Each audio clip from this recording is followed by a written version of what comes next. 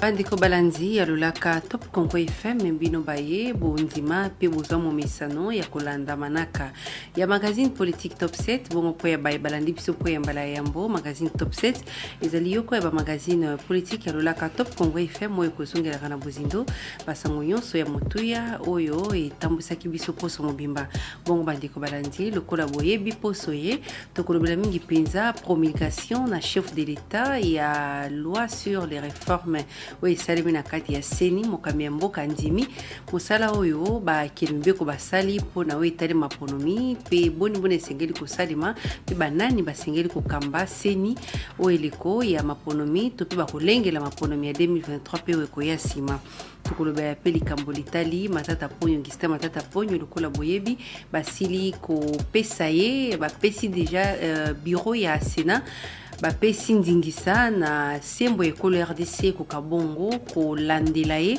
na makambo etali za iranisation oyo ezali misolo epesamaki na gouvernement matata ponyo mpona koindemniser bai banson bazalaki ba victime tango ekolo RDC elongwaki ekolo RDC ekomaki ekolo Zaire na tango ya Mobutu pe tokolobela mingi penza makambo etali kongolite oyo ezali penza ko kabola makanisi bolandaki ensemble pour la République et le biete soki kaka loi na eleki bango babimi ndeko Peter Kazadi ya UDPS le biete bango baza ba menace caprice ba posséder na ba caprice wana ensemble te na boye bandeko Balanzi lokola momesano lelo nazali na esengo ya koyamba pona bino mokambi ensemble pour la République ya Moïse Katumbi ya ville à Kinshasa. Maître Francis Kalombo azali président ya ensemble pour la République ya Moïse Katumbi na indi tokolobela makambo manso matambusaki biso poso mobimba na pesi mbote ndeko Francis Kalombo. Mbote mingi. Bonio. Moi malamu. To bana nawe sosala na no pasi congolité. Pona nini bosa approprier na likambo oyo etali atabinote. Likambo etali constitution mboka etali biso. Ezambala liboso te to s'approprier na likambo etali mboka. Likambo congolité eko kabola eza likambo d'ailleurs il fait préoccuper congolais nyonso oyo aza épris de paix. Poto koma na situation to komi to uti musika. Surtout ngai na participa na ba grand rencontre nyonso. Poto ya okoma na ba pont to komi bitumbeleka na mboka na biso batu bakufe belé. Donc ici ce que nous faisons c'est que tozana posa été constitution mboka na biso ezala protéger pambate loi wana ezo violer ba disposition ebele ya constitution to banda na disposition ya liboso sokozwi article 13 ya constitution na biso na tanga po ba kolanda biso bayoka bamona eza ndenge nini article 13 elobi aucun Congolais ne peut en matière d'éducation et d'accès aux fonctions publiques ni à aucune autre matière faire l'objet d'une mesure discriminatoire qu'elle résulte de la loi ou d'un acte de l'exécutif. Donc même ce que ça par la loi, en raison de sa religion, de son origine familiale. C'est-à-dire que origine familiale il y a Moutou, et cause à la raison et empêcher Moutou pour accéder à la fonction article 13 et Boyango. Ce qui pousse ni plus musika. Pour loi wana ekokoleka, il faut modifier la constitution. Pour modifier la constitution, c'est-à-dire l'article 72 de la constitution, natangela bino yango, il faut modifier l'article 72 de la constitution, donc 72, et lobi nini article 72 de la constitution, et lobi boye. Pour comment, ou à la candidat, ou comme président de la République, il faut posséder la nationalité congolaise d'origine. C'est-à-dire que l'article 10 de la Constitution est définir qui est Congolais d'origine. Alors, maintenant, awa, ce qui balingi ba modifier disposition, oyo, ils ont un problème, il y a des dispositions verrouillées à première vue. Mais, et si ka oyo, ce qui balingi ba réduire ba droit ba Congolais, ba violer article 220. Alinéa 2, il y a 220 et l'obinini. Natanga toujours Constitution. Article 220 et lobby boye. Yangoyo, balobi na deuxième alinéa est formellement interdite toute révision constitutionnelle ayant pour objet ou pour effet de réduire les droits et libertés de la personne. C'est-à-dire droit oyo ba congolais o ba bota mata papa maman mopaya ba qui déjà na ba droit oyo basi bazwa pour baza ba congolais d'origine. Donc bolongoli bango ki congolais d'origine te. Lokwa ba congolais d'origine. Droit wana basi bazwa bokuki ko réduire yango te, sinon l'article 220 et ko verrouiller ba disposition nyonso wana ya ko réduire bango. Alors ce qui et loko bokoki ko sala soki bo modifier constitution oyo ezali ko bakisela batu droit et ngoloba. Prenons un exemple, balingi ba pesa double nationalité. Wana eza autorisé puisque bozo réduire te mais bozo bakisela bango ba droit. Mais so bolingi bo réduire bango ba droit ko simbate. Nako pesa bino exemple moko na mboka na biso yebi que 40% retenu à la source na ba province et simbate et sala mangate. Ponini ba mona que c'est impossible. Mais tant que modifier la constitution, nous étions dans l'impossibilité à modifier disposition wana parce que kaka 220 oyo lobby pour nous réduire la prérogative de la province, on a peu beaucoup ça. Ndeko Francis Kalombo exposé malamu na kanisa bandeko balandi ndengo la kisi mibeko. Donc mibeko ekolo RDC et pekisi na groupe moko ya bato ou bien mutu mususu a piétiner sur droit ya moto azali congolais pe etalisi nani azali congolais azali moto yo azbotami na kati ya mabele ekolo Congo démocratique pe azali na ba tribu oyo exista na ekolo RDC avant pays na biso ezwa lipanda.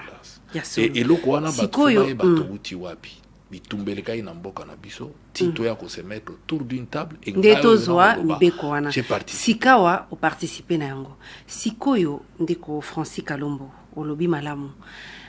Est-ce que mobeko topi proposition ya loi ya Noël Tchani et botoli mutu kozala congolais te et pekisi pete ke moye ko RDC asala mimbongo ya minene et pekisi te moye ko RDC à construire ba entreprise et pekisi te moye ko RDC à somba ba avion à sala o ya lingi ou bien comme monganga ou bien comme molakisi ou bien comme moto ya lingi juriste ti et le bikaka ba fonction na ya souveraineté, notamment présidence de la République, présidence et assemblée nationale, il y a sénat, il y a cour constitutionnelle. Donc misala ya lokumwana et bongi moto botami na tata pe mama ekolo RDC mabe za wapi mabe ezali ke bo catégoriser catégorie moko ya ba congolais to mona na Allemagne ba nazi ndenge bimisa mobulu to mona na Côte d'Ivoire awa mibeko mboke lobi oyo nyonso aza congolais d'origine aza na même droit na bato mosusu mais ko bosana te ke constitution na biso nyango moko tango to fandaki to si to réduisa pour na comme président de la République tout comme président de l'Assemblée nationale tout comme ya Sénat, c'est-à-dire muto yo abotama congolais te oya senga nationalité ya ko senga soko komi congolais erwana ba fonction wana pona yo et ça verrouillé, c'est déjà verrouillé et koki ko zalate puisque déjà la constitution ici et salaki yango.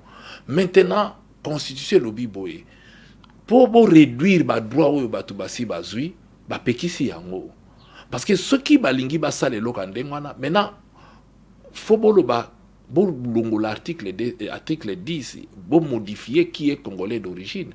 Donc article 72 et 72 faut échanger jamais pour bolongo la ke et koki pe ko la changer parce que et salami na maboko bato. OK. Et koki pe ko la changer mais 220 oye verrouilla que au sala plus de 2 mandats.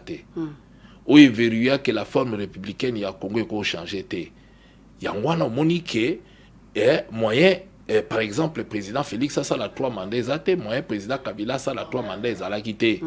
Pambate 220 oyo et verrouiller kaka mandat président de la République. On to seka na batu batanga constitution malamu mais na ba débat ya bozo permettre biso to sala mais ka mwana biso ezali ke ba misuba o mibenga ba docteur baza ba intellectuel ba tabwanya mais tant bozo sala loko mutabwanya vérifiaka comment ba mona kité ke loko ba ko yanango ekosimba te donc ba semer azizali siko bino bolobi ete soki loi wana ezali voté na parlement boko bima na kati ya coalition ya boko bima po eza coalition boko bima na kati ya union sacrée boko bimango pona ko défendre intérêt ya ba congolais nyonso ou bien boko bimango pona ko défendre intérêt ya Moïse Katumbi o azali leader na bino te tokozela kutu ba voter yango te dès soki ba meki ko kocha yango na ordre du jour ordre du jour nde bokobima nde tobimi pourquoi voilà tobima mutuna nga izali bokobima pona Moïse Katumbi pona ba congolais nyos jamais pona Moïse Katumbi biso tozobunda pona ba individu te tozobunda pona ba congolais nyonso nangi loko anu chango na mutu tozobunda pona ko protéger constitution parce que tangu la Kabylie bengana nga biso na mboko tobundela ka constitution oyo pona respect ya eloko oyo donc na minute to bundela Moïse Katumbi parce que nga moko na yambaki na zwaki na interview lo bakete ezali ndenge mabe ya adversaire politique bazolinga ba écarter ba candidat mosusu na si ça raisonnement nanga to yebi que Moïse Katumbi aza visé mais tozobunda pona individu Moïse Katumbi te tozobunda pona ba congolais nyonso pona respect ya eloko oyo parce que constitution ezo gérer biso lelo so to pasoli yango so to boaki yango yeba ke lobby mboke kufi pamba te soko zui article 69 yango biso to ça l'appel na président de la République parce que soko zui alinéa 2 article 69 ezo senga na a veiller sur le respect de la constitution loi oyo na uti ko lakisa yo ke ezo violer constitution loko les ont violé constitution yango biso tozo boya mais ka cela ne tienne soki ba congolais demi Dakar ndenge to ko benga bango papa mopaya to mama mopaya Don Moïse Katumbi soki papa na zanani toke a mundele eyebana mais maintenant soki nationalité toujours ba nationalité papa na ya na nationalité italienne maman na ye congolaise OK oui. Zambienne maman na ye kuta go à la Zambienne puisque maman na ya princesse pardon aza mwana ya chef coutumier mundele tango aye na mboka na bango alingi mama na mboka alingi na ville kutu te na mboka to na mboka na bango balingi ye et puis abali ye baboti ne bana ebele na mboka donc ils ont tout été dans Moïse Katumbi donc aza na nationalité congolaise banda botama papa na ye atikala kozwa eloko moko te po papa na bango bobosana te ke papa na bango atikaka pe bango akei atiki bango pa mama na bango mama bokoli bana na ye abundani ko bokola bana azongate papa azongate papa kendati ake kokufa azongate donc siko ayebi kutu nationalité mususu te ayebi eloko mususu te abundani na fika de biso pe ba congolais tozo bundana malgré ana poso pembe na kofinga oyebi ka ndenge ba métier belé bazala ko sala bango banda kala donc côté tozo bundela Moïse Katumbi te tozo bundela Congo parce que soko zui ba congolais ndenge zobenga mutoko la Mamadou Ndala soki lelo ala muki ayoki debo bazoloba aoloba nini pamba te Mamadou Ndala to yebi biso nyonso ke aza papa na ye aza malien mais tala ninga bunda tala ninga kufela mboka oyo ti ba kufi arme na maboko pona mboka na biso oyo boko zo yebisanga nanu ba congolais oyo bazobenga o baza debi Dakar tozo mukutuko Kengo Adondo asalaki na mboko aki président Sénat prêt à remplacer comme président de la République mabelini asalaki a trahisaki mboko na eloko nini ba mabe mususu oyo tokoloba Moïse Katumbi alaki gouverneur na mboka oyo tuya sali est-ce que mabenini oyo ye asalaki po bolobake congolais azabo au contraire c'était le meilleur ya ba congolais oyo ba géraki ba province oyo a géra province et banda ya géraka katanga bande banda lelo sokata IGF aleki kuna akokute maboko pembe ba me IGF akoya ayesima banda kala ba ya ba sala ba enquête ba mena ndenge nyonso po sinon la Kabylie modèle a lukaka Moïse soka yibaka ta inframbele bazwaka ye na yango sikoyo donc biso sikoyo eloko tozo bunda awa ezali problème ke etali mboka ezali problème etali ba congolais ebele parce que lelo yo toza na armée na kati armée na biso na pesi bino exemple Mamadou Ndala akufa na front siko ba o nyonso ba yebi ke ba demi la karba bima na armée po ba yebi si bango boko koma na poste boyete donc ça ne sert à rien ba ko ça mais ba to pe ba ko boma mboko yo place ba ko tida bato wana ya ba homme d'affaires banini bango ne ba ko boma mboka ta muso ba pesa ngona ba paya te mboke ko tambola na exclusion te monde entier to moni partout dans le monde chaque fois qu'on a pointé un des citoyens mais maintenant bazwaka ba loi ba les faits précèdent le droit so ito nito appliquer que les faits précèdent le droit il faut ba fait moko ezala pour pousser bino bozwa loi wana mais ba fait nini parce que ba ba trahisa mboko ba kenda ko zo ba payo bozo boya ba yana bango po ba boma ba Congolais ezaka ba Congolais de père et de mère ezaba Congolais demi Dakar te mutu ba trahisa mboko ndeko Francis Kalombo bozo mona nani na sima ya manœuvre wana non na sima ya manœuvre wana so ito lubito bana ko pointer ba individu ça ne sert à rien oyazo tinda ngo yebana banani ba sima na bango eyebani la moindre des choses na lobi Congolais nyonso ayebi. Eza Mais non, Congolais ayebi. Na tina ngala Bio pesa koza Congolais, c'est koza na. Na lobi, na besoin na pesa information. Te bino mo bozo benga ke muto akiko déposer a endosser ngo ko endosser. Ba yebisi ekende otika. Donc akiko tika na yeba tindi mwana bitinda. Te mutatindi était parce que aza parlementaire. Le coin de Noël Tchani, aza parlementaire te. Pour proposition na ye et katisa il faut député moko amema ngona mu Congo. Le coin la député a présenté. Kasi on a vu mon Congo mo limité, mais boyebi ke na mboko yo ba beta ba panza ba biloko ba to. Bozo mona nani na zana silisa. Loi mina kona sakata. Po ba mona yeke alaki mabe bato ba bimaka mobule bimaka na mboko yo. Bozo soupçonner banani. Te nazolo bakaka ke on n'est plus na étape ya ko soupçonner. Bozo mona nani kasi. Te toza na étape ya ko soupçonner te, toza na étape siko ya combat. Loi elekate po ya natina moko te. Oyo atindaki yango, oyo atindi yango amiyebi. Mais toni to la kisaika ke. Ngana yebi ete.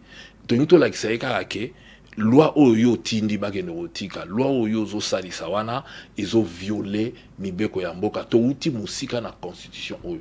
Ngana kobundaka toujours pour na ko protéger ngo puisque na zo ba risque pe ya ko participer na ba rencontre autour. Accord global et inclusif j'ai signé. Ndeko Francis Kalombo a bozo menacé que ceux qui loi wana ba tia on a ordre du jour pour ba débattre on a na niveau ya plénière boko bima na union sacrée.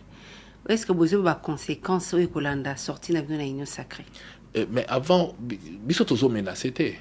Ceux qui sorti na biso na union sacrée, ezalaki pour na ko protéger te, pour na ko bunda o to yokana na union sacrée te joie ndenge to yokana ki na union sacrée tala programme ya gouvernement, tala ba réforme to yokana ki biso nyonso na kati ya union sacrée pour to ko sala makambo yo ezalaki te. Yokana. Donc, bah, surprendre bino na kati ya union sacrée. Oui, parce que oya ke ko déposer à moko ya union sacrée. Donc union sacrée et yokana ki ezana programme ordre du jour wana yate. Yango tozozela parce que ceux qui bazongi si on a ordre du jour, il faut bata union sacrée ba kutana pona ko décider ce que loko wana ezama la moto ezama be. Mais néanmoins, na uti ko expliquer que eza distraction. Ezali eloko moko eye po eboma mboka na biso. Pourquoi na kolobe ezo boma mboka na biso à partir déjà na ya maintenant. Le débat ici, biso to mona on eti maseki. Muto aye na biloko alingi kongote. Donc alingi kongote, alingi kongote. Alingi kongote na ye na ba o ba ko porter yango. Pourquoi na lobi balingi kongote? Pamba te na minito ka debo e bandi. Toza na ba programme ebele ya ba FMI, tozo se la ba mbongo oyo ko ya, tozo se la ba investisseur zela na silisa pour ba ya na mboka na biso. Or ba homme d'affaires ba mbongo elinga makelele te. Si vous avez manqué le bateau, vous avez braqué. Tu as besoin de financement et belé au tout ça. Tu as mandat au président de la République Azanango, Bisopé, tu as la carte à l'union sacrée et à la réussite au peuple congolais. Mais tant que tu bandit au par le bateau, on les beaux salis à nos populations. Bozo senga biso to salis sabino bibino bozo soana. C'est-à-dire que mbongo na biso même que tchekuna moyen to ya exact. Donc Francis Kalombo bolobi bozo ko taxer mon touté. Non. C'est quoi porte-parole titulaire n'a parce que vous allez porte-parole adjoint et Moïse Katumbi atangaki Félix ndenge ya malamu yako boya ko bungisa baoyo lingaka ezali ya kobatela bango. Donc ça veut dire que tweet na yewana ça n'avait rien à voir avec situation ya congolité. Omoni Olivier comment na mingi senga bat musuba zo ba dictionnaire bien nango ka ba ya comprendre après alors que il faut batba la kana nous poser kotanga ngo ka boyete mais na uti otanga l'article 69 siko alinga ko yebisa Félix ici voilà na ngina yebisa mais yango na ngina yebisa na uti otanga l'article 69 zera tanga yango po balo bateke na zo inventer yango article 69 ya constitution et lobby boye na ke na oka na alinéa 2. Le président de la République, il veille au respect de la Constitution. Alerter, veiller. Lui, il ne doit même pas attendre. C'est comme ça qu'il a... Oui, on a l'appel au président de la République. Soko lingi ba... Non. Ako menacé pour nini. Soko lingi ba Congolais. Soko lingi ba Congolais. Keba. Et loko ezoya. Et saliboye. A tout segi na ye. Sa protection. C'est lui, l'unique. Lui doit veiller. Loi wana na uti ko tangelo ba disposition oyo loi wana ezo violer. Il y a zapo à veiller à ce que constitution ezala énervé te.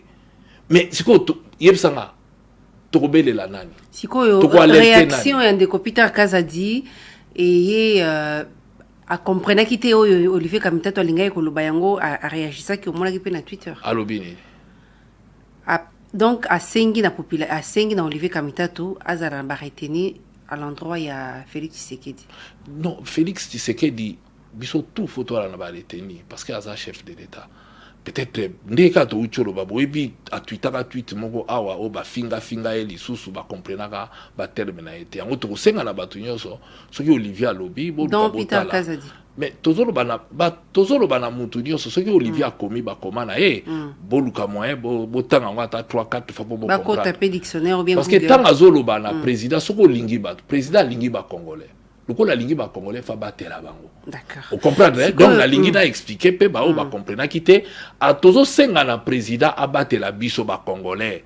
Congolais nyonso. Ezala we a des pères et des mères. Poni bozo senga ye na ba réseaux sociaux notamment Twitter, notamment ba médias, notamment ba personne interposée pour ninte ndenge bokendaka ko s'engager botambola na nzela moko pour ninte ko kenda ko yebisa leader na bino à l'exemple ya Moïse Katumbi ko kenda ko yebisa été tête à tête Moïse Katumbi Félix Tshisekedi tale loko eza mabi olia ko lika na ba canon mususu mais bato basali biloko baleki na ba réseaux sociaux pourquoi ba alerter to ngi pe batu nyonso ba yeba pe que voilà loko to senga na président de la république baleki na ba réseaux sociaux et leki na ba prano nyonso to ngi pe batu ba comprendre que voilà to senga ki na ye président veille na loko ezama be pona ye moko pe président pona ba congolais nyonso puisque ye aza po a veiller que congolais nyonso azala malamu ya kabola raté akoyi pe ko kabola te na kanisi débat o tango bandaki président de la république a pris position. Il a bien dit que bao babomi pe mboko eza ba congolais des pères et des mères ba memi mboko au place komi. Donc il a déjà pris sa position. Si nous appelons donc, le président à se prononcer ouvertement contre Issous parce qu'à se prononcer déjà. Na bandeli koloba. Le président de la République s'est prononcé. Donc nous ne pouvons pas l'accuser. Pour comprendre que tu as Olivier faut batanga 10 fois. On ne peut pas l'accuser. Nous l'appelons. Aïe que soka lingi mutu. Okoyeba ko lingi mutu wana mingi tango ko perdre. Donc soka perdre ba congolais, ndako se rendre compte que exactement soka perdre Moïse Katumbi parce que ko perdre Moïse Katumbi za ko bima na ino sacré mais est-ce que loi oyo à part que Moïse a na kati nous vous en congolais belé ba na kati on peut ba concerner na pese exemple zela na pese exemple ba madunda la ba kufa bana na yeba yali ba mona kitata na biso kufa ki pona bo donc akwa ko koma boyete et ça décourage combien de congolais lo etadika Moïse Katumbi e mon côté ba congolais ba les lots soki bobimi na kati ya union sacrée ozo banga te soro yo ndeko Vital Kamerhe sibisa notamment ya ko perdre ndeko Pierre Kangoudia wazala ki nommé ministre ya budget na gouvernement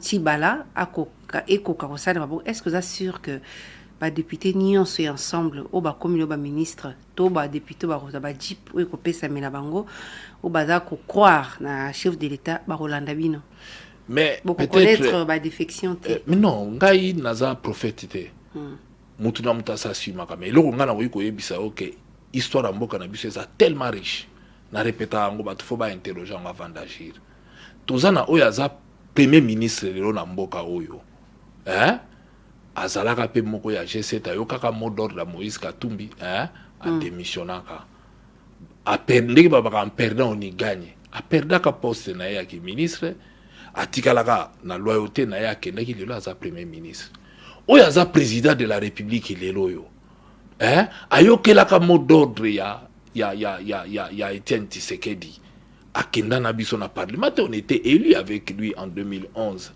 lelo akoma président de la république c'est-à-dire que oya lingi asali et a pertité pour président Félix akoyi pe ko lobana landa mandat nanga alinga ipa des comme bibele ya IDPS baboyaka ko kende balandaka lelo basuka wapi ba o wana nyonso bakendaka soko tali position na bango lelo eza milelo na milelo donc o pe baboyaka bazwa même parti ya excellence Dani Banza ba kabola yango neti kizoba mais lelo yo ba o bakendaka nango basuki wapi lelo tala moko na bango oyo alandaka mot d'ordre parce que balandaka individu Moïse Katumbi te nazo répéter yango balandaka défense ya constitution o Moïse apronaka.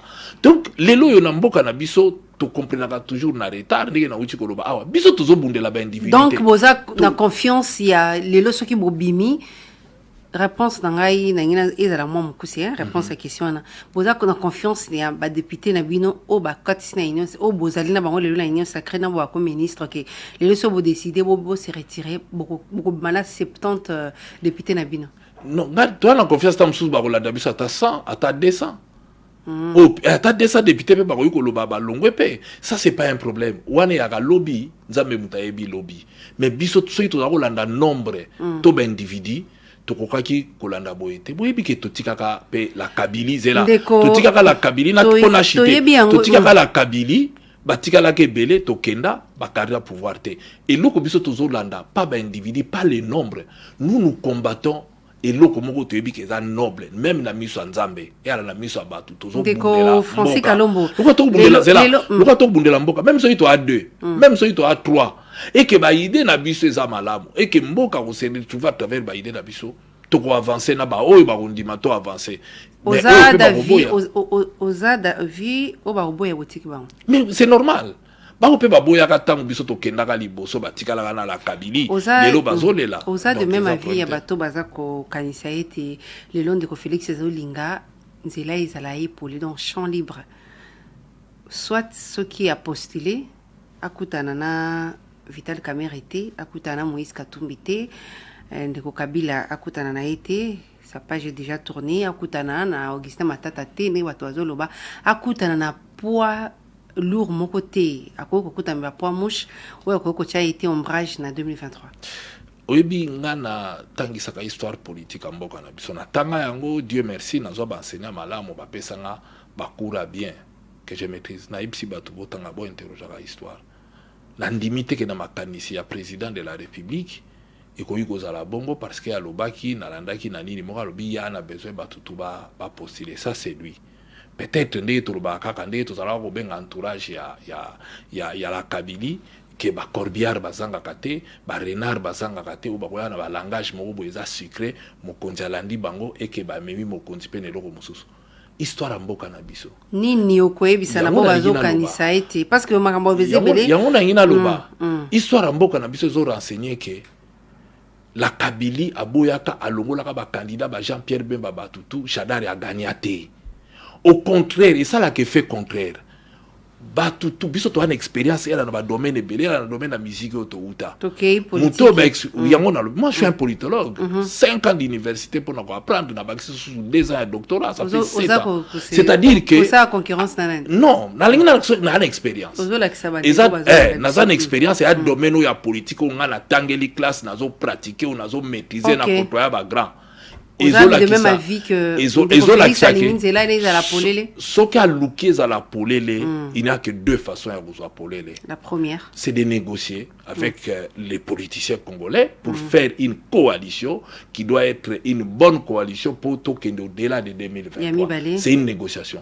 Yami Balé, so il va poni quand il y a exclusion et aussi mbaté. Parce qu'en ce moment-là, tous les exclus vont coaliser comme à l'époque Oyo et Salamaki na 2018. Tous ils sont coalisés pour nous soutenir Fayoulou. Parce que yo zoroba candidat mukeso comme na candidat élection présidentielle et à la raté.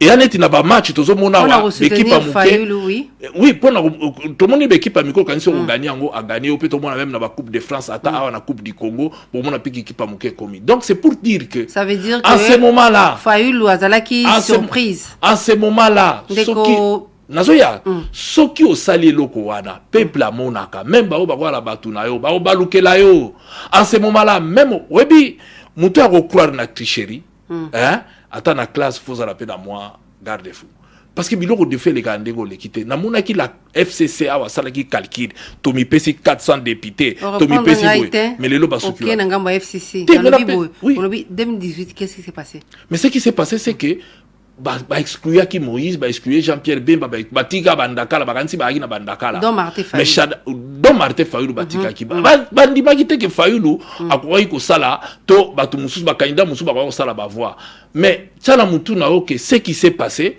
c'est-à-dire que les gens ont coalisé pour que l'opposition puisse gagner les élections et que Shadari azwa moins de 10%.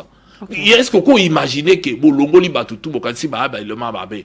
En ce moment-là, c'est l'effet contraire qui s'est fait. Mouto ou toi la victime peuple qui n'a pas simanae. Ceux qui vont victimiser mouto vont foulier. Les lots au Guébissani n'andeko Félix Tshisekedi a favorisé retour na bino dont Moïse Katumbi ou vous avez exil Buzongi.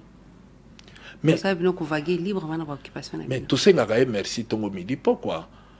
Et puis eza yé muto amonaki que pour à la juste yango salaki yango pour à la juste à la paix bien dans biso donc biso même si vous soutenez qui était parce que les lots bato mususu don bato ya ensemble mususu bazako au bazo soutenir pour Moïse Katumbi bazo penser que ndeko Félix azana sima il y a proposition il y a Noël Tchano ils a porté dans honorable signe pour lui oui ça parce que il y a des moutons ça Moïse Katumbi ndeko Francis Kalombo Salomon Escadela ndeko Olivier Kamita to bokanga biloko boya bokita na njili bofanda yo kindi ipana yo na katanga to ya to senga merci to travailler to tikala kwa la contre été ni to sala to travailler pour na mboka pas pour na ba individu.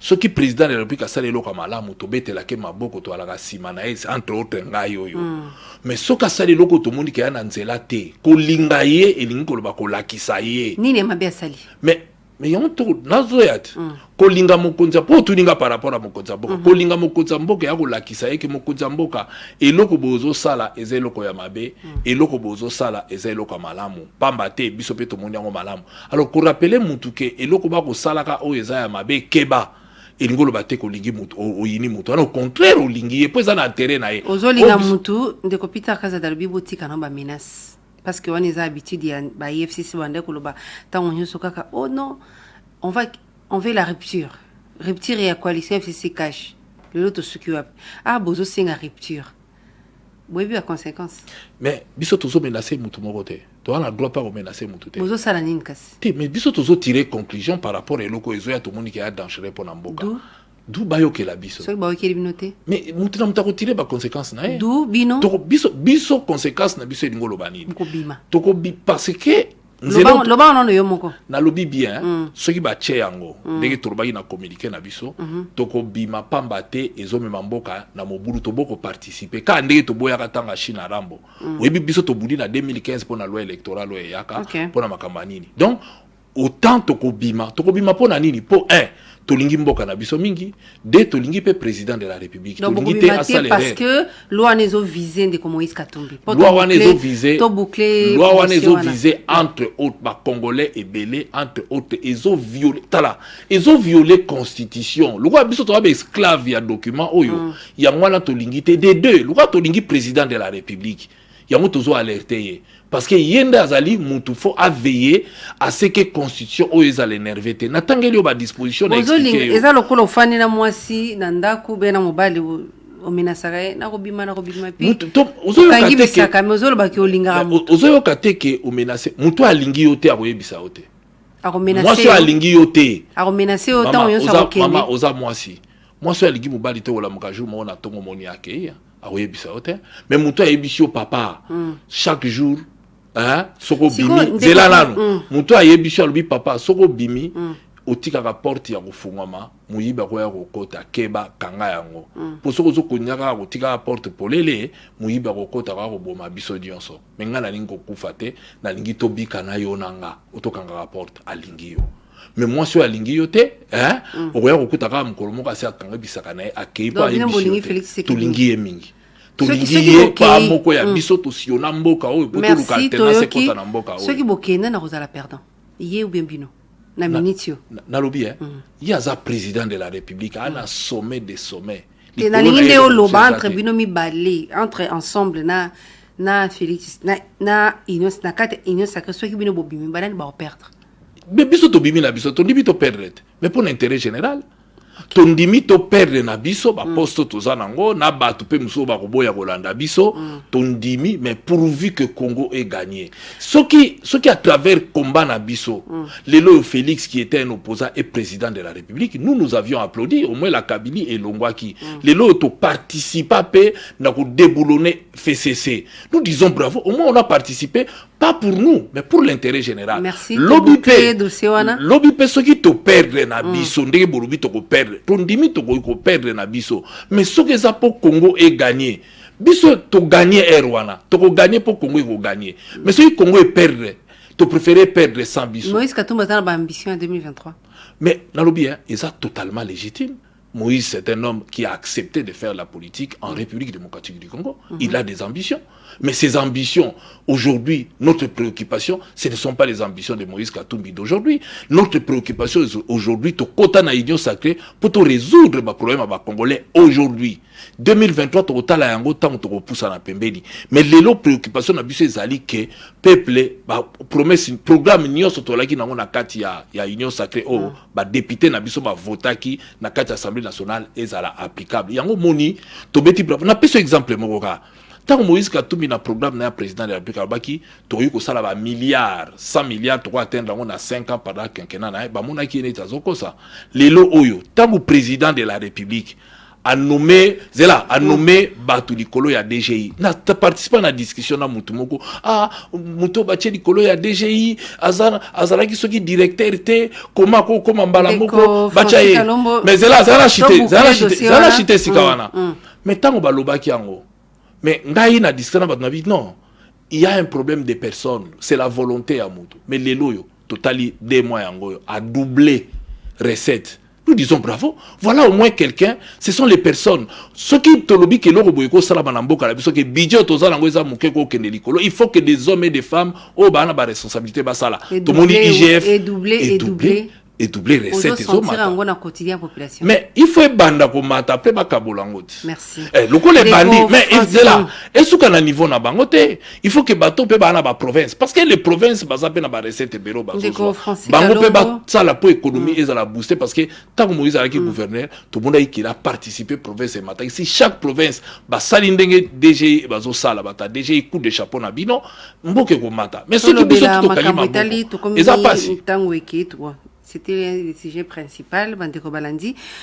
Zako Kundura Toyambi, Francis Kalombo, Adali, coordonnateur, il y a Ensemble pour la République na Kinshasa, puis porte-parole adjoint, il y a Ndeko Moïse Katumbi. Tolobila, Makambutali Mingi Pesa, promulgation, il y a loi sur la réforme au Salemi. Ponabino. Et Tumbao Yakobimisa, Seni na Maboko ya politique, et longa mitote. Mais et au Moningaï n'a participé à Banda Oya Liboso na San City na ba négociation. Turbaki a été salaboy, to pesa malumalu, to pesa na basango to salaboy. Les problèmes, ce n'est pas les problèmes à la loi. To ko zo loi ngo atandenge nini lelo. Au moni ba certitude to anango lelo. Yango te ko la lobby, ba réalité monsieur koya. Pourquoi nazolo ba yango? Parce que ce qui mutazo kanisa kaka, ngala monaki awa Batu bazalaki ya MLC njoli ou non na CNI. Mais à un moment donné, car les mêmes bateaux na bakomi ko finga bateau, c'est le problème d'homme. Moi ici, je souligne problème to nango eza problème à ba loi te, bata ba tien loi ngo ya ndengeli. Ce qui ba personnalité o ba kochana ko gérer CNI. Na uto tangelo likamba DGI awa. Bateau ba tien, le quoi ba na volonté ba prouver biso de l'autre monde recette mati. La même chose, ce qui bateau ba kochana kati ya CNI, quel que soit ata bazui loi ya kalawana bazongisi yango. Mais ceux qui battent au boutier, baza animé de mauvaises. Parce que les lozolo bananga, na on a débat batte belé baroloba, nazo seka. Oh, toningi ezala apolitique. Mais na ba membre de l'église, ba na ba carte ba parti politique. Qui a politique na mboka na biso awa? Même société civile ozo ka ya na ba tendance nango.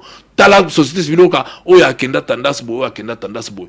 Pas tous, mais la majorité. Donc c'est pour vous dire que Mutuna Mutazana et Lokonae, il est difficile. Mais ce qui est facile à trouver, c'est de conscientiser les hommes et les femmes. Bamobala na mura patrie, o bakucha, ezala uti wapi. Ngai nazo croire na ba réforme na Mutuna ndeko Francis, ozo croire te mais dans la légalité. Lelo, est-ce que Seni, ils allaient dépolitiser ou pas? Mais écoutez, la quoi la dépolitiser aussi longtemps qu'ils vont faire un travail pour les politiciens. Oui, ils vont gérer les politiciens. Mais ils ont dépolitisé, oui ou non, s'il vous plaît? Mais ma réponse est claire. Écoutez qu'elle a jamais, mais jamais. Donc, ils ont politisé. Écoutez qu'elle a jamais. Pourquoi on a écouté qu'elle a jamais? Pour bateau, bateau, tchaya, pour gérer les politiciens. Bah, on a tendance, na bango, bah, à peine, sentiment, qui va moto. Oyebi, et l'eau, mon n'ango, yeba. T'es nazolo, bah, composante. La neutralité. Bateau, baza, ko composé, Seni. Y'a on a une aloba.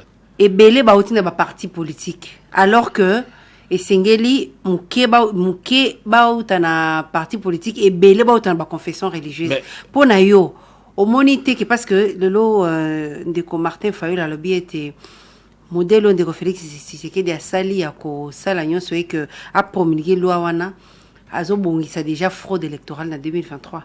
Mais oyebi Martin Fayulu azala député quand même pendant bambula. Comment il peut dire des choses comme ça? Il y a des fois des politiciens congolais na kamwaka. Même si vous avez un thème na muto olingino ata mutu te to loko mutazo sala.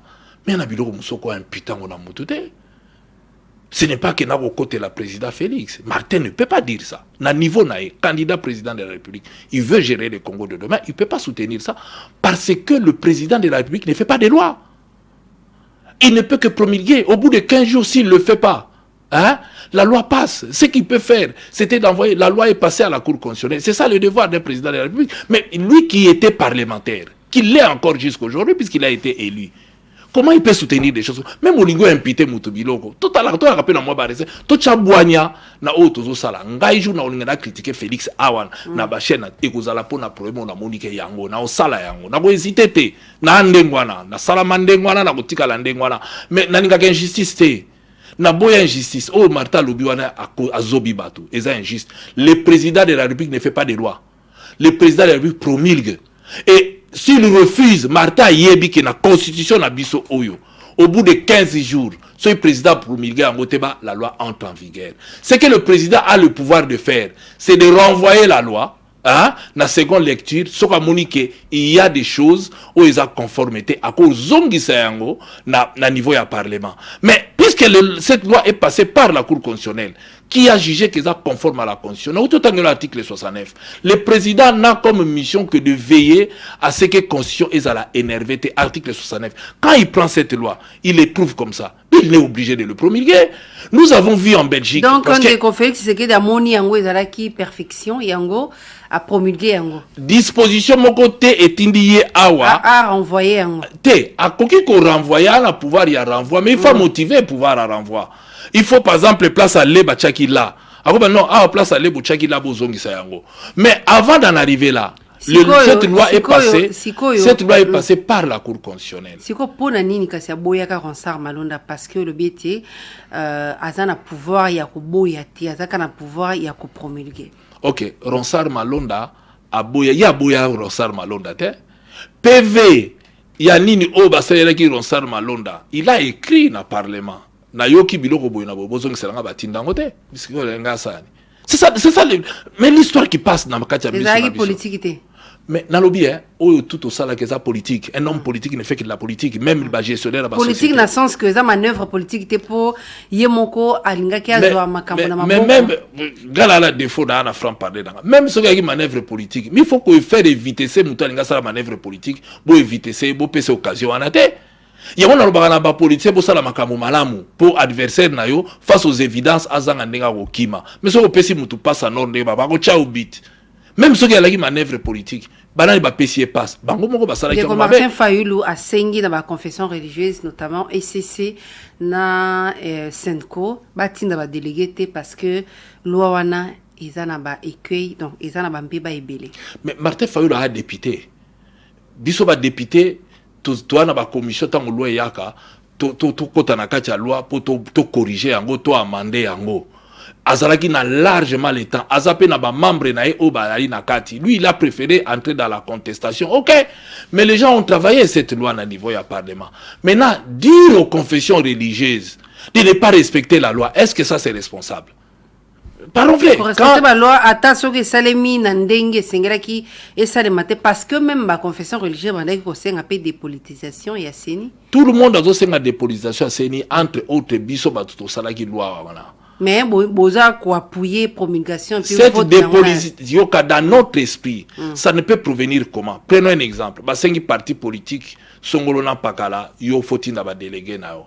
Mais le parti politique peut se dire, voilà, tous un enseignant Mokoboye Azali na place Mokoboye to moni ana maele to yuko pona eto tindi ekuna balobi na oteka ozo militant na yo ba obligé bango te bazoka ba militant na bango na ko pesa bien exemple parce que vous parlez de la société civile. C'est là toi la président ya Sénat masali combien de mbula en tant que président société civile baati lukwebo mais est-ce qu'il y a une société civile dissous il on a la politique donc il faut que mutamta na penchant na ye ana sentiment na ye na boité que société civile telle que structurée toi on a besoin na bango mais et empêcher ba parti politique te prenons l'exemple ensemble avec biso bopé sa mutumoko on peut aussi ne pas nous choisir on peut choisir un prêtre on peut choisir un pasteur comme gozo imam mobotobi biso to tindi imam wana même sur un militant na bisoté c'est ça quand on parle de la dépolitisation.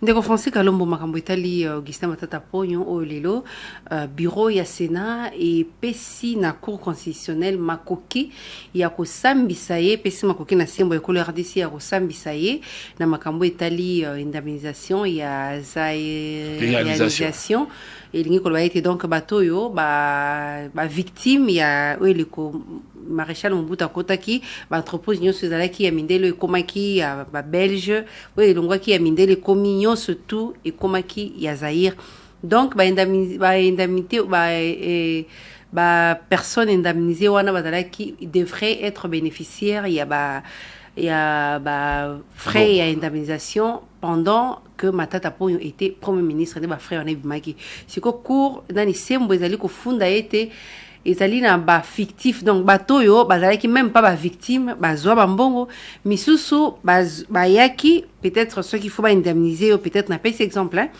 $10,000 alabi bon to pesa yo 20,000 10,000 ya biso oyo za na droit 10,000 biso to kozwa donc magui wana esalema na kati sembo lingi mona poleli pona yo ozomona yango acharnement bien sembo ezo sala musana ngo ndenge sengeli. Donc moi je pense que oyo les kalelo fete ape ba oba na pouvoir lelo po bango pe ba keba ba yeba ke lobby hein et ko gipe ko yela bango. Donc, nous avons besoin de ça. Nous avons besoin de la justice. Le président l'a dit, l'interview, on a besoin de justice. C'est ça, parce que pilier, il y a pouvoir. Pilier, en beaucoup c'est la justice. Aujourd'hui, ce qui Moutoubazo reprochait quelque chose, mais il est de son devoir à l'aucun moyen à se blanchir. Aujourd'hui, Matata est présumé innocent. Ouanezali, ba allégation. Oyo, ezaba, nini, oyo. Justice et l'andelaï on a besoin de sa explication pour n'avoir pas soupçonner ça reste que des soupçons maintenant Matata doit se défendre à présumer innocent il faut se défendre à la charlement parce que na dossier Bokangalonzo Olandaki Mokambe Kola ye moko se prononcer aloba ete ACP la kité na ndenge Sénat et boya ki ko livrer Matata Ponyo donc ba récupérer était na dossier mais les grands problèmes il y a on reproché pe na ba institution na biso il faut pas que namboka na biso ba tout le monde même namboka lokola ba France ba Marine Le Pen bango tout quand ils sont mis en cause ba longola ba immunité ko longola immunité ngolo ba accuser ote pourquoi les gens veulent se réfugier derrière l'immunité même sur osali comme parce que kino sikawa izaka ondigela ngambo mais on a zoloba mais eko tambola nango kaka parce que état de droit tozoloba état de droit binomo bomonaki même olubinga moko IGF pasala ki rapport na ya te la Covid faut balandela yango c'est à nous citoyens ya kotelemela biloko ndengwana bino pe ba journaliste bozo sala misana bino très bien coup de chapeau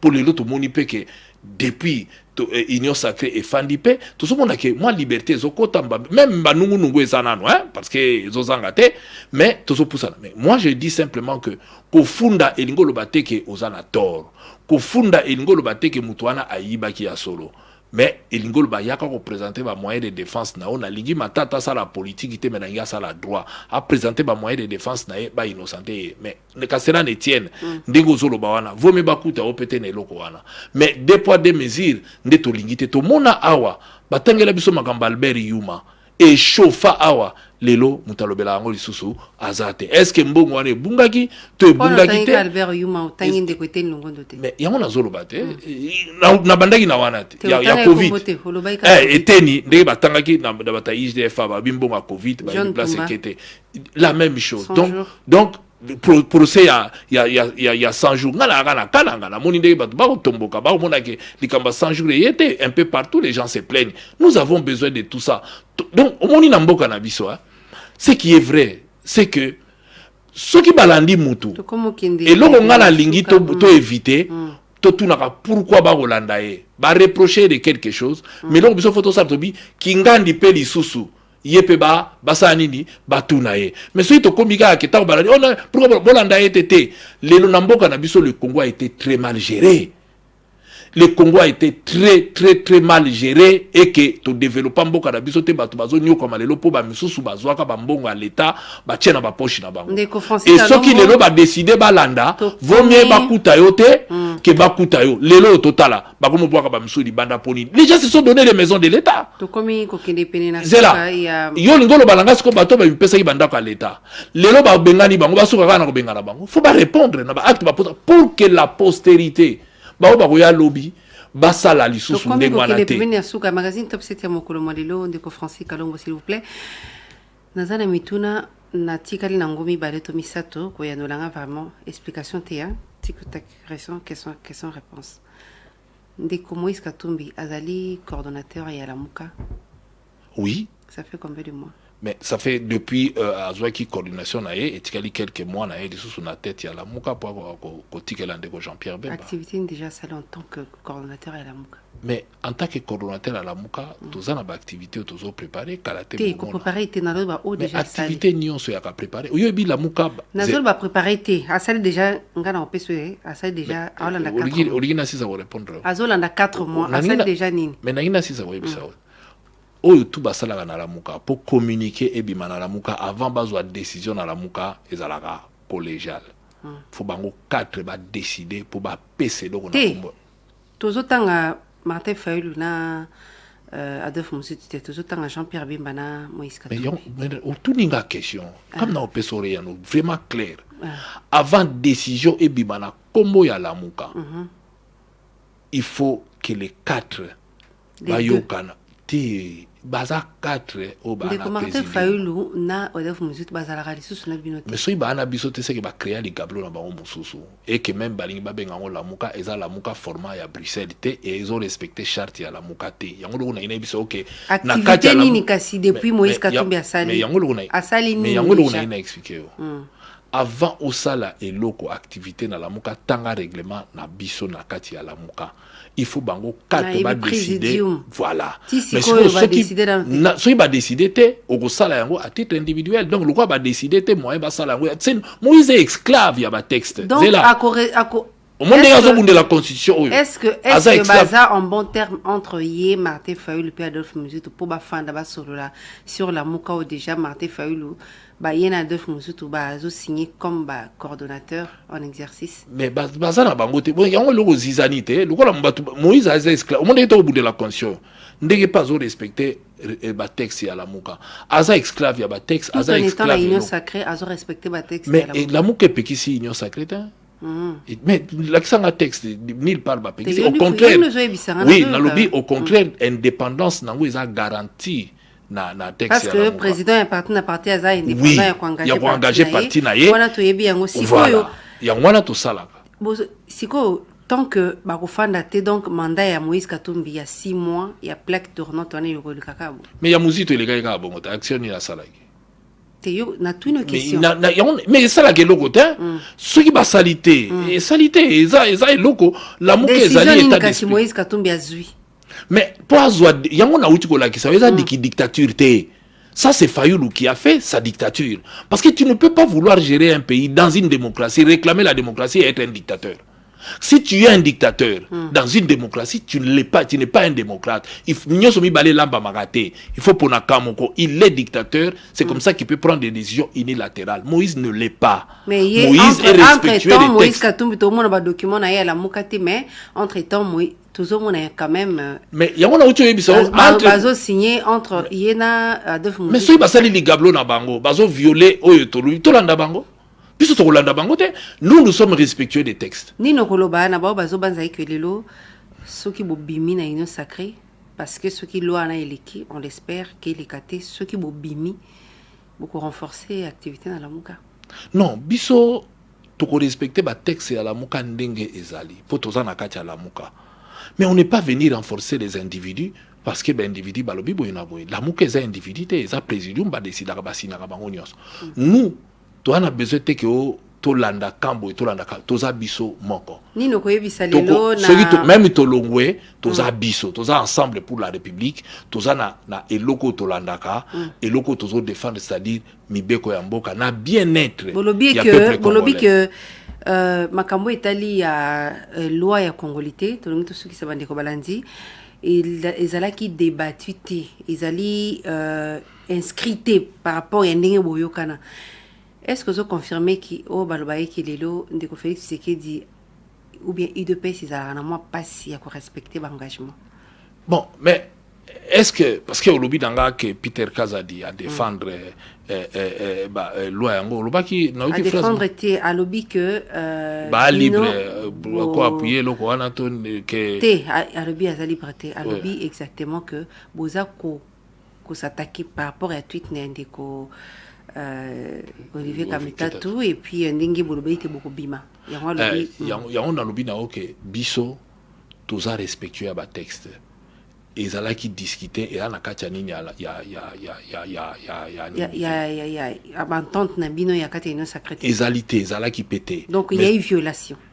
Non, jusque là ceux qui vont bazo prôner indépendance il y a député il y a redéposé biso tozo zela parce que Assemblée nationale majorité à biso union sacrée soki okiminga malamu te biso union sacrée soki assemblée a tchango na ordre du jour alors que tant to salaka programme tant to yaki nango réforme wana ezalate et que bandosé yango donc respect ça limité pour l'instant nous te ceux qui va respecter te c'est là que nous allons tirer des conclusions parce que biso tozo tirer conclusion pour l'individu Moïse Katumbi te tozo tirer conclusion par rapport à la constitution ya mboka na biso oyo tirer te mais le que papa na yaza italien d'où eza ko viser épée.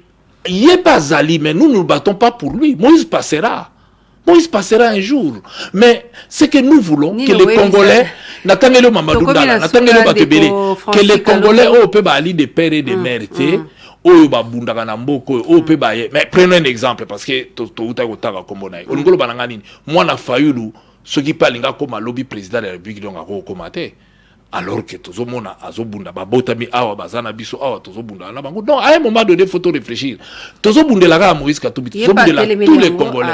Mais yango tozolo cardinal Mbongo pe a télémeli yango. Oui, mutu moko arundi mango azate yango to lingi. Conseil de sécurité à ONU pe télémeli yango. Mais oyebi mutu moko arundi mango te yango loko biso to lingi tozosenga na président de la République conformément à l'article 69 yé mutu ali po veiller. Et loko oyo, loi oyo, ils ont violé. C'est-à-dire que même bureau d'études, parce que loi, loi sur les parlement qui n'a pas bureau d'études. Bureau d'études est tabisé. Mais qu'on constate que loi n'est pas l'écaté, pas mbaté, il faut nous modifier la constitution avant loi et ça la programmer et les cas. Mais ce qui ne peut pas violer. Biso toko cautionner violation te. Ya solo ndeko français ka. Toko cautionner te. Toko ya magazine top secret. Toboyaki yango to alaki na AMP en plein pouvoir. Lelo pe toboyi toujours ko boya yango pour les gens ya magazine top secret mokolo lelo la peso 1 minute okoyebisani na ba congolais oyo baza ba congolais mais du fait que un de leurs parents aza congolais ti a coquille peut-être ko limité rêve na ceux qui doivent voter oui ça va na 1 minute. Bon eloko liboso na oyesa bango bazala kala mais pour ceux qui doivent voter lingolo ba ke constitution ba pasoli yango. OK. Ceux ba pasoli yango lingolo ba ke lobby bato ba ko sala 3 4 5 mandats ba ko ya. C'est-à-dire qu'on ne respecte plus rien. donc ba disposition ezali awa oyo yake po basala ngo faut ba violer donc ba wala ba violer na koyebisa bango to telema biso tout et ala ba ba des pères et des mères te conséquences nango eko toucher mutu nyonso et puis eloko na koloba bato ba bandi débat wana lelo balingi Félix Tshisekedi te balingi ete ponini eko pousser que na ba investir balinga ibaya na bato banga ba to ba koya te parce que balinga makelele te donc balingi ete ba aider ete ba na besoin peut-être que a gagner ba na besoin peut-être que union sacrée so ba membre union sacrée ba benga na bango parce que ba na besoin que union sacrée lobby et soit lisusu na 2023 et gagner l'élection bato 50-50 na union sacrée bango pe ba bima il y a question 50-50 karaté bato nyonso ngala 50-50 te ngala 100% ce qui n'a boye loko wana mais na 100% donc ça n'a rien à voir avec 50-50 ngai na 100% ponini na bundi na mboko po peya na mboko na zo ba avion mususu ko koya boyoka ke koya ka to zo ba mituka mususu ko matete na ba moto po peya na mboko po lwa wana ezalate alors mutu moko lero wana zolia ba hamburger alali kaka loki ndoto ala muki nini ko ebisa na Noël Chani mais Noël Chani lelo na webisa mais eloko na webisa Noël Chani oka na yebisa ke bikolo nyonso alia ba hamburger afandaki ne na libanda mboka biso to bundeli mboko yo awa tango na ya za bien to ramener pe to yebi pasio to zalaki dango po to koma na place to komi oyo atika kwa yako amburie bato peut-être ana ba promesse na ye parce que Noël Chanita musa sala kate na mboko afuta hotel afanda ka ndenge nini asala ka ndenge nini c'est des questions donc soka ala bato ba kotinda ye mais ba yebisa ye ke bazo tinde pa bo mboka alors akwala porteur ya ba malaria batebele benandimite pambate lelo FCC bazo lela po bayokela kaka ba biloka boye ba Kalev banani soki ye pa linga ba Kalev alinga bi mabato basala ki ke lelo FC ça perdre mais ako subir ba conséquences pour lelo kaka batu ya FC so bazaki ko fuka mela Kalev ko fuka mela ba conducteur ba ko dicter bango lelo ba koma ko yina bango yebe ba ko yina e ba ko pesa ka tambo tete ayoka conseil mais loko la zo se fata linga batanga ko moni tongo midi poko mais conséquences tango ya ka retour à manivelle tango zonga ka sima ya magazine Top 7 mokolo mwalion de ko Francis Kalombo ya pona kisa et pona makambwana tobo sana pete ndeko Félix Tshisekedi yemoko alobaki ete mama moboti na yepe azana ba origine angolaise oui tozana na nef yemoko pe aza impliqué 2023 pe ceux qui azali candidat UDPS ikoki ko bendela pe koko soki loi na eleki tozana 9 pays voisins. La majorité des Congolais nyonso baza quand même na parent moko to ndekone moko auti na Brazza auti na Rwanda auti Angola auti wapi na wapi donc loi oyo za mabe moko e ko toucher couche nyonso na bato bokanisite ke ko toucher parce que yako fungola débat moko boyo oyo poto kanga yango ya pasi to sito nyukamaki to sito nyukama to komi bisiko to komi tozonga simate to talande liboso na tondi botondi ndenge nzima ikoyanola na mbela ya magazine Top 7 ya mokolo lelo. Merci beaucoup. Bandiko Balandi na zalaki na isengo ya koyamba pona bino mokambi to pe coordonnateur ya Ensemble pour la République ya Moïse Katumbi na ville ya Kinshasa pe porte-parole adjoint ya mokambi ya Lamuka président coordonnateur adjoint ya président en exercice ya porte-parole adjoint ya Moïse Katumbi. Non, présenté ce qu'on dit Moïse Katumbi. Non, ça président ya ensemble. Coordonnateur en exercice ya Lamuka. OK. Na yende to limbola kinyo so etambusaki biso poso mobimba bokomela biso na page Facebook Top 7 Top Congo FM numéro ezali wana bokoba pe kolanda biso na manaka Top 7 lobi mokolo yenga nde tokutani pour la rediffusion kimya boboto omboka bino.